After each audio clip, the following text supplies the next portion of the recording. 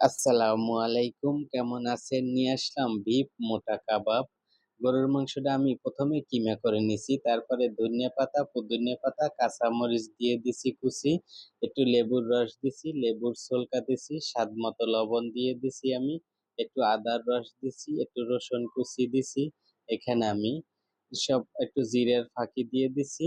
সবকিছু মসলা দিয়ে আমি একটা ডিম দিয়ে দিছি। তারপর এটা সুন্দর মতো মাখায় নিছি। মাখানোর পরে আমি বানাই নিলাম। এটা এখন আমি হালকা তেলে, হালকা আঁচে সুন্দর মতো এটা আমি ভেজে রাখবো। ভেজে ফ্রোজিং করে রেখে দেব। তার পরবর্তীতে এটা যে সময় মনে চাইবে ওই সময় এটা বের করে নরমাল করে আমি আবার একটু হালকা তেলে দিয়ে দেব। তাহলে এটা হয়ে যাবে অনেক মজাদার কাবাব। এটা খেতে অনেক সুস্বাদু। আপনারাও বাসায় এটা বানাইতে পারেন ইচ্ছে করলে। খুব সোজা বানাইতে। হয়ে গেছে আমার কাবাব। দেখা হবে পরের কোনো ব্লগে। চ্যানেলটি ভালো লাগলে লাইক, শেয়ার, কমেন্ট করতে ভুলবেন না। ফলো দিয়ে পাশে থাকবেন, তাহলেই পরবর্তী ভিডিও আপনাদের পাশে